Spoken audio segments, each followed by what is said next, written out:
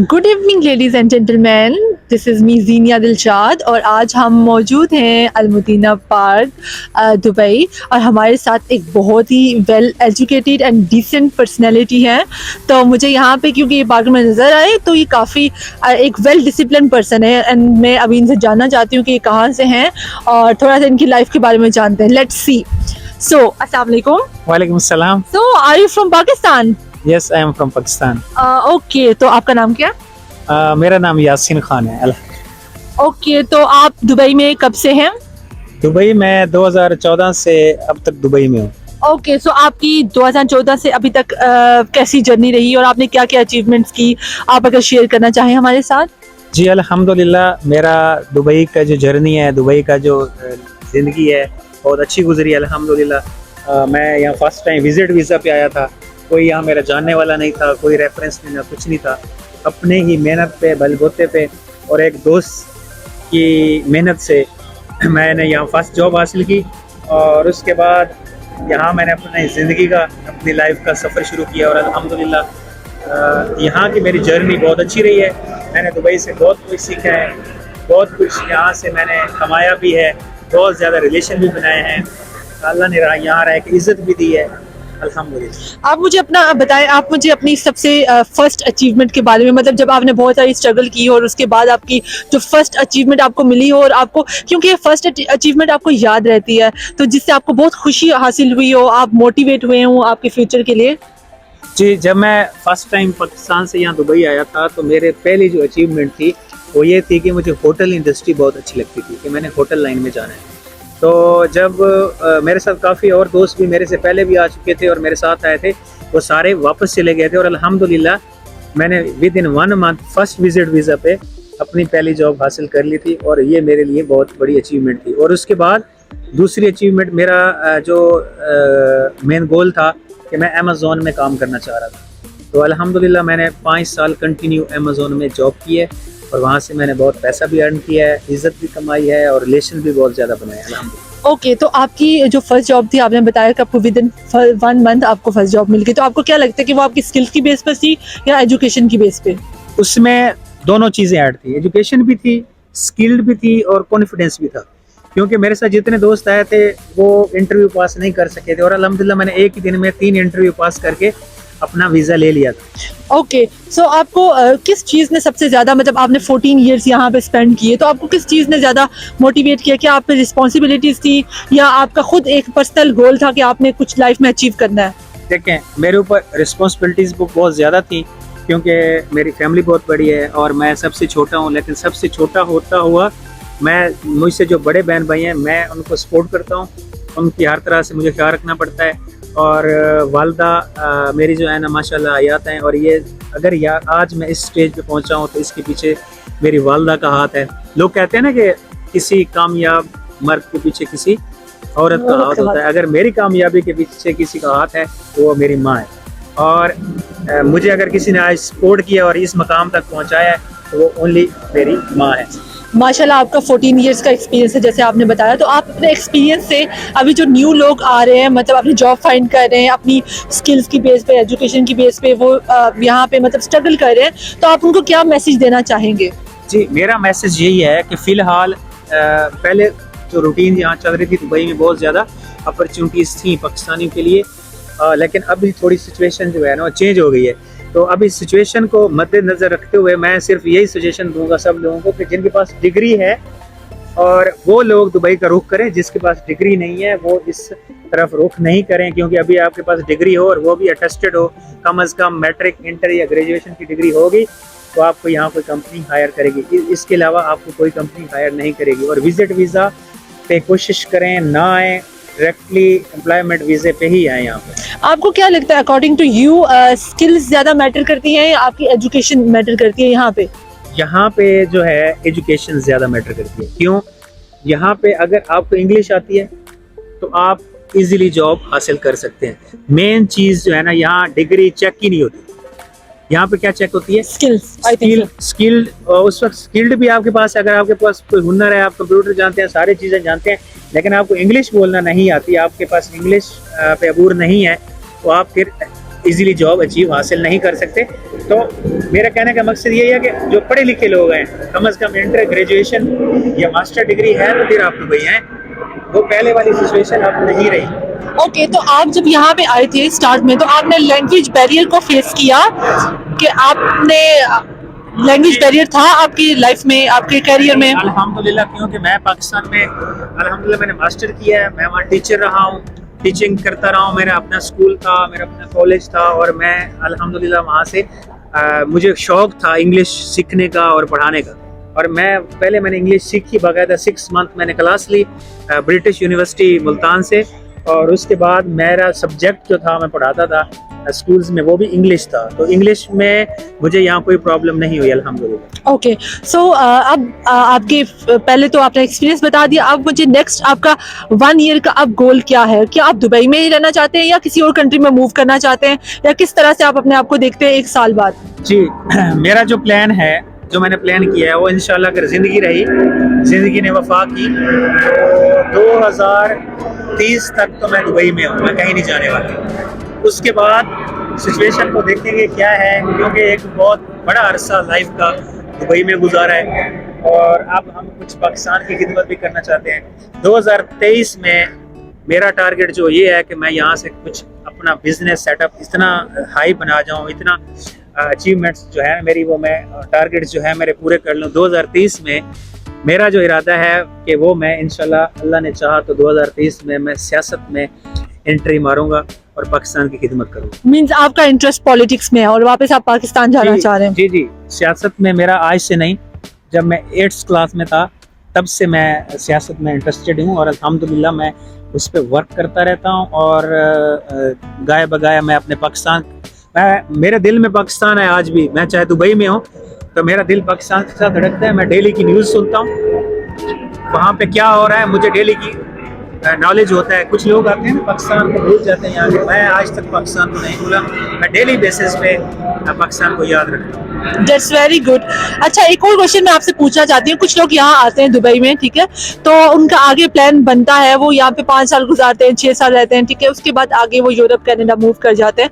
तो आपका इस चीज़ में क्या ख्याल है कि मतलब अगर एक बंदा आ रहा है यहाँ पे, तो आपको बहुत सारी चीज़ों का 5-6 साल में आप पूरी कंट्री से अवेयर हो जाते हैं, रूल्स रेगुलेशन हर एक चीज़ का आपको पता चल जाता है, तो क्या ये एक प्रॉपर सेटअप बन जाता है? तो क्या ये सेटअप छोड़ के आपको दूसरी कंट्री मूव करना चाहिए? इट्स बेटर और नॉट? नहीं, मैं इस चीज़ के खिलाफ हूँ। पूरी दुनिया घूमे, आप पूरी दुनिया घूमे, यूरोप जाएं, कनाडा जाएं, अमेरिका जाएं, लंदन जाएं, जितना सुकून और एक इज्जत है इंसान की, और जो यहाँ पे सहूलतें हैं एक बंदे के लिए, वो किसी कंट्री में नहीं है। Dubai is the best city और UAE the best country in the world. यहाँ पे जितनी सेफ्टी है, जितने अच्छे रूल्स हैं, जितनी रिस्पेक्ट दी जाती है एक बंदे को, आप क्राइम नहीं करें, अगर आप क्रिमिनल नहीं हैं, आपका जुर्म नहीं है, तो यहाँ इंसान की बहुत ज़्यादा रिस्पेक्ट है। अगर आप क्रिमिनल हैं तो फिर आप यहाँ से बच नहीं सकते। इसलिए मैं अल्हम्दुलिल्लाह 2014 से यहाँ पे हूँ। मुझे बहुत से दोस्त कहते हैं यार कनाडा चलें, यूरोप चलें, लंदन चलें, इटली चलें, तुर्की चलें। मेरा दिल नहीं करता कहीं जाने को, और ना ही मैं किसी को ये मशवरा दूंगा कि दुबई छोड़ के आप कहीं। दुबई में बहुत कैपेसिटी है, दुबई में जिस बंदे ने सब्र किया है, मेहनत की है, वो कामयाब है, और जिसके अंदर सब्र और मेहनत नहीं है वो यहाँ कामयाब नहीं है। अब आपकी पर्सनल लाइफ के बारे में कुछ क्वेश्चन पूछते हैं। थ्रू आउट द करियर, मतलब आपकी जो भी एजुकेशन, आपकी कॉलेज स्कूल लेवल, उसमें थ्रू आउट आपके करियर में कौन सा जो है आपका सब्जेक्ट आपका फेवरेट रहा है? कौन सा सब्जेक्ट आपका फेवरेट था? जी, मेरे 2 सब्जेक्ट फेवरेट थे, एक मैथ, ओके, और उसके अलावा इंग्लिश। क्योंकि मैथ में शुरू से, यानी कि मैं जब 2nd क्लास में गया था, 1st क्लास में मैं थोड़ा ज़ीरो रहा, जब मैं 2nd क्लास में गया तो तब से मैं जो है ना मॉनिटर बना। फिर मैं अपने जितने मेरे क्लास फेल होते थे उनको मैथ मैं करवाता था। फिर मिडिल स्कूल में गए तो तब भी मॉनिटर मैं था, फिर मैट्रिक। और जब मैं 1st ईयर में गया था, तो क्योंकि मैं बेसिकली एक विलेज से था, तो जब मैं मुल्तान में मैंने शिफ्टिंग की एंट्री की, उस वक्त कंडीशन ये थी कि फर्स्ट डे जब मैं क्लास में एंटर हुआ था ना, तो मैं जो यूनिफॉर्म लेके गया था, उसके साथ आपने देखा होगा ना, साथ टैग से लगे होते हैं। तो मुझे इतनी अवेयरनेस नहीं थी, तो मैं वो टैग साथ ही लेके ना पैंट के साथ क्लास में एंटर हुआ, तो लोगों ने हंसना शुरू कर दिया। और मैंने उस दिन ये बात माइंड में बिठा ली कि आज मैं, जो मेरे ऊपर ये हंसे है ना, इसका मैंने बदला लेना है इनसे। तो फिर मैंने इतनी मेहनत की, दिन रात मेहनत की, और अल्हम्दुलिल्लाह मैंने इंग्लिश, उस वक्त मेरी इंग्लिश थोड़ी वीक थी जब मैं इंटर क्लास में गया था, यानी कि फर्स्ट ईयर में। तो फिर मैंने इंग्लिश को भी उस पर भी काबू पाया, और अकाउंटिंग थी क्योंकि मैंने डीकॉम किया, और अकाउंटिंग जो है ना उसका मैं फिर मास्टर बन गया। पूरी क्लास मेरे से अकाउंटिंग पढ़ने आती थी। Wow great. और एक और नॉवल जो हम सब ने पढ़ा है, मिस्टर चिप्स। ओके, तो आप मुझे मिस्टर चिप्स का बताएंगे, कोई आपको एक दो लाइनें याद हो, कोई इसमें एक अच्छी लाइन जो आपको लगी हो मिस्टर चिप्स वाले नॉवल में, क्योंकि वो सबने पढ़ा है थ्रू आउट द करियर, और अभी भी लोग पढ़ा है, लेकिन अभी मुझे कोई भी लाइन याद नहीं आ रही। एक लाइन तो सबको याद होगी, गुड बाय मिस्टर चिप्स। अभी क्योंकि उसके बाद हम इतने स्ट्रगल में और इतनी उसमें चले गए हैं उस दुनिया में कि स्टडीज सारी चीजें भूल गई हैं। ओके, सारी चीजें तो भूल गई होंगी, बट एक चीज आपको कभी नहीं भूली होगी, जो किसी को नहीं भूलती। लाइफ में हमेशा मैंने सुना है कि मर्दों को ज्यादा, एक मर्द को हमेशा याद रहती है, औरत भूल जाती है बट मर्द को याद रहती है। तो मैं आपसे पूछ सकती हूँ अबाउट योर फर्स्ट लव? कोई लाइन, कोई एक शेर, एक पोइट्री या कोई सॉन्ग जो डैडी निभदी पई है अमन दे विच ते हिक संग दिल नाल कलाम हो गई।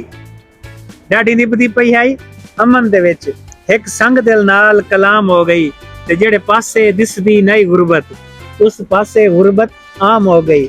ओदा इंज दा यारो मिशन रहा साडी जिंदगी ढोल नीलाम हो गई, ते जेड़े मुल्क दे सदर यासीन हासे उत्ते पिंददियां शाम हो गई। अब मुझे आप इसको ट्रांसलेट करके बताएंगे इसका मतलब क्या है, क्योंकि सब हमारे जितने भी व्यूअर्स हैं वो सबको ये समझ नहीं आई होगी।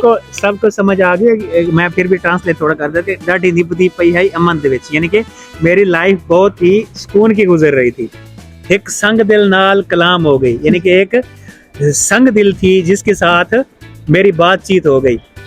ते ओदा इंज दा यारो मिशन रहा, यानी कि उसने मेरे साथ ऐसा किया, ठीक है, कि जेड़े मुल्क दे सदर यासीन हासे, यानी कि जिस मुल्क के हम सदर थे उसकी मोहब्बत में वहाँ हम फकीर हो गए। ओह वाह वाह वाह वाह, क्या लाइन है, क्या लाइन है। आप मुझे उसके बाद अब बताएंगे आपकी, जैसे आपके पेरेंट्स ने जब आपको रोका तो आप उस चीज से साइड पे हो गए, ठीक है।